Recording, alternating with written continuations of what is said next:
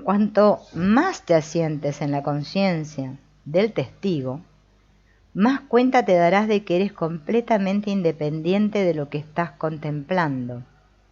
Eso, ¿no?, es algo que también nos vamos a dar cuenta, porque al estar en la conciencia del observador, ¿no?, es como que me doy cuenta que no soy yo este cuerpo, este personaje el que está observando. Y por tanto, que tiene que haber un modo de librarte de la sujeción mágica que la psique mantiene sobre tu conciencia. Tiene que haber un camino de salida. El salto interno hacia la libertad total se ha descrito tradicionalmente mediante un término en general mal interpretado y del que se ha abusado en exceso, que es el de iluminación, ¿no? Este famoso término de la iluminación es como que, bueno, hoy en día está muy en boga, ¿no? Como que tenemos ese concepto, ¿no?, de la iluminación, que es estar iluminado, pero muchos no lo tenemos claro, ¿no? Lo confundimos con otras cosas. Y acá el autor está bueno en esta parte porque aclara lo que es la iluminación realmente, ¿no? El problema es que nuestra concepción de la iluminación se basa únicamente en nuestras experiencias personales o bien en nuestra limitada comprensión de este concepto, ¿no? Esto de poder llegar a comprender, ¿no?, que el que se ilumina no es el personaje, ¿no?, es bueno, es un gran paso, ¿no? Darme cuenta de que no es el personaje el que se ilumina, ¿no? También me va a aclarar este concepto de qué es la iluminación. Como la mayoría de la gente no tiene experiencia directa de la iluminación, lo usual es que o bien se mofen por completo de ese supuesto estado ideal, o bien lo consideren un estado místico, trascendental, al que casi nadie puede acceder, ¿no? Están las dos partes. O nos creemos que el estado de iluminación es algo que es imposible de acceder, o lo vemos ya como algo como tipo ego espiritual, ¿no? Que muchas personas andan por ahí diciendo que están iluminadas, ¿no? Aunque parezca mentira, pero es cierto. Lo que podemos afirmar con seguridad es que lo único que la mayoría de las personas sabe con certeza respecto a la iluminación es que ellas no gozan de ese elevado estado. Sin embargo, cuando aflora la comprensión de que los pensamientos, las emociones y los objetos sensoriales son todos ellos simplemente objetos que pasan ante la conciencia, es razonable plantearse que quizá la conciencia no tiene por qué limitarse a tener tales experiencias perceptivas, ¿no? Este estado que hablan muchos autores, ¿no? Entre ellos este Jacobo Grinberg, que habla de esto, del estar en ese estado, ¿no?, en el observador, del testigo, donde realmente practico, ¿no?, la observación sin juicio. Por eso todo consiste en una observación sin juicio. Fíjense en que todo nos lleva ahí, ¿no? Esa es la práctica. Observar sin juzgar. O sea, darme cuenta que todo esto que a lo cual nosotros le llamamos o le llamábamos, ¿no?, mis emociones, mis pensamientos, mis cosas, no tienen nada que ver con quien yo soy, ¿no? Poder observarlas, pasar por delante nuestro, ¿no? Darme cuenta que yo soy la conciencia. ¿Qué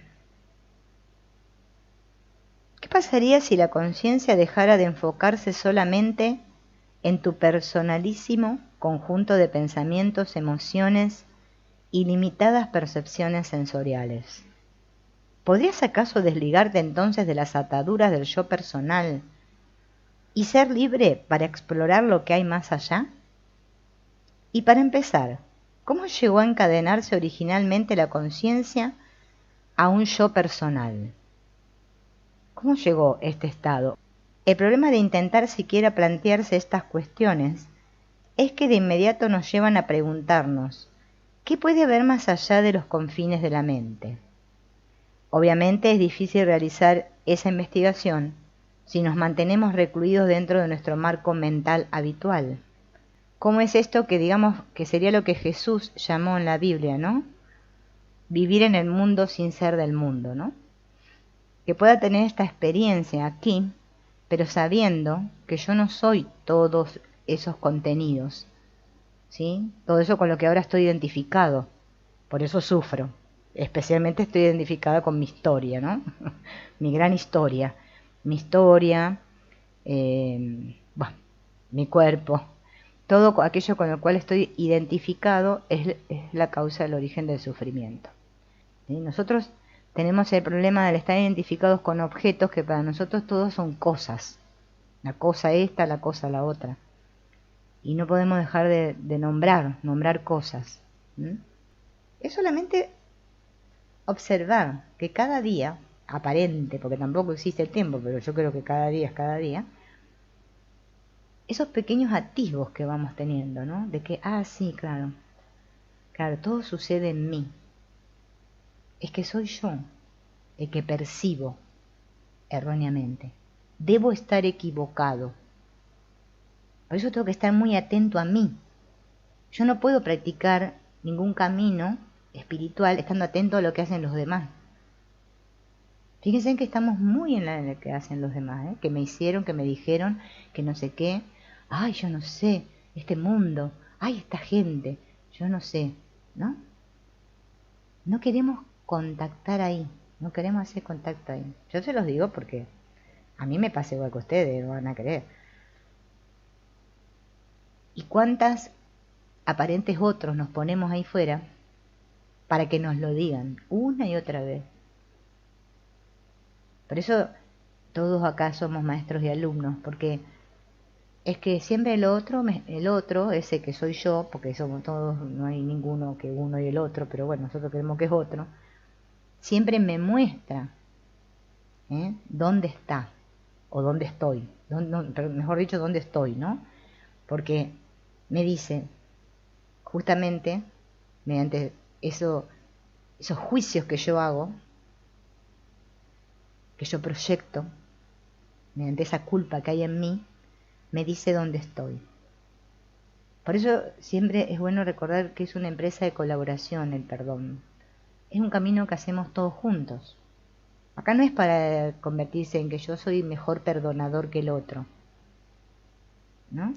No, porque no dan títulos. Bueno, algunos creen que sí, pero es que no dan títulos. Soltar el especialismo es maravilloso, es muy liberador. Porque lo que nos tiene atrapados a todos es eso, esto que estamos viendo acá con otras palabras, pero que es lo mismo que dice el curso de milagros. Entonces, ¿qué pasa si alguien pone en duda tu concepto de ti mismo y hace un pequeño agujero en él? Nos podemos dar cuenta que es un concepto. En el curso de milagros, en esa maravillosa sección, porque para mí es maravillosa esa, la del concepto del yo frente al verdadero ser, con S mayúscula, ¿no? Qué maravilloso, porque nos cuenta de que todos venimos aquí y nos pasamos años y años en construir un concepto del yo, al cual después vamos a tener que deshacer.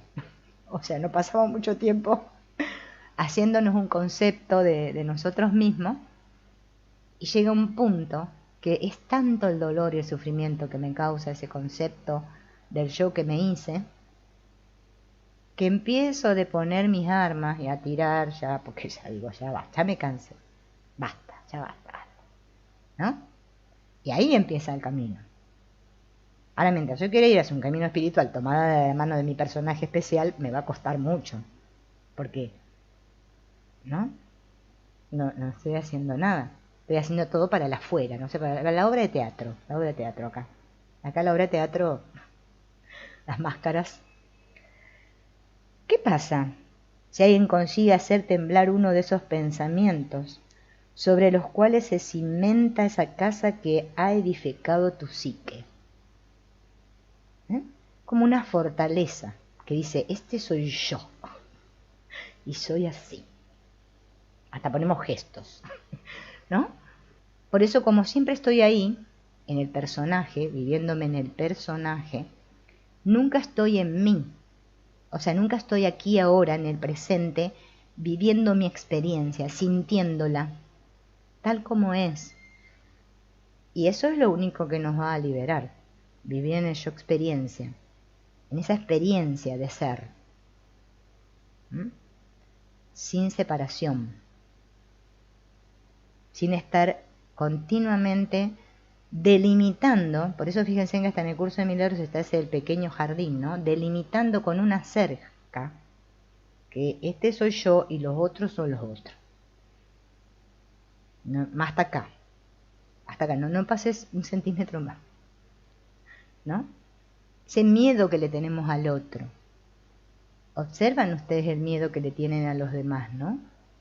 Ni que hablar a Dios, a pesar de que decimos que no le tenemos miedo. Bueno, pero es que los demás son Dios. Claro, son Dios partido en pedacitos. Pero yo digo que no, que son personas, son cuerpos que andan por ahí. Son otros. No, es que son yo mismo, porque solo hay uno. Y sin embargo, nosotros esto se nos olvida todos los días. Cuando ponemos el primer piecito debajo de la cama, la que cree que se levanta de la cama es Silvina.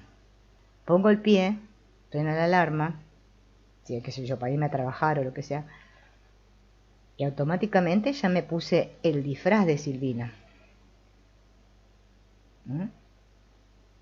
Fíjense en cuán grande es la identificación. Y automáticamente empieza a actuar esa máquina, el narrador, la voz, que me va como ayudando a que yo describa mis acciones. Ay, me estoy haciendo pis. Ay, voy a ir al baño. Ay, ahora me voy a cepillar los dientes. Ay, ahora voy a poner la pava. Ay, sí, ¿qué desayuno? ¿Cereales o galletitas con...? Y estamos... y ahí estamos todo el tiempo. Ay, qué mal que me cayó la comida. Ay, no sé qué. Ay, qué mal que me siento. Ay, qué sueño que tengo. Ay, no... Así, todo el tiempo. ¿No? O estamos en la queja del mismo personaje, ¿no? Rezongando que tengo que trabajar, que no sé qué, que el colectivo, que si pierdo el tren, que no sé qué me va a pasar. O ya amanecemos con algún pensamiento acerca de otro, ¿no? Porque nos acostamos con la bronca de lo que me hizo Pepe el año pasado, en la Navidad pasada, ver lo que vi en la fiesta, la Navidad pasada. Y entonces ahora estoy con ese pensamiento que gira todo el tiempo en mi mente, y yo soy el que le doy importancia. Entonces cada vez que alguien activa y toca mis botones o quiere hacerme un agujerito en mi concepto del yo, que lo tengo tan cuidadito, ¿no? Claro, lo vivimos como la catástrofe. ¿Qué está diciendo de mí?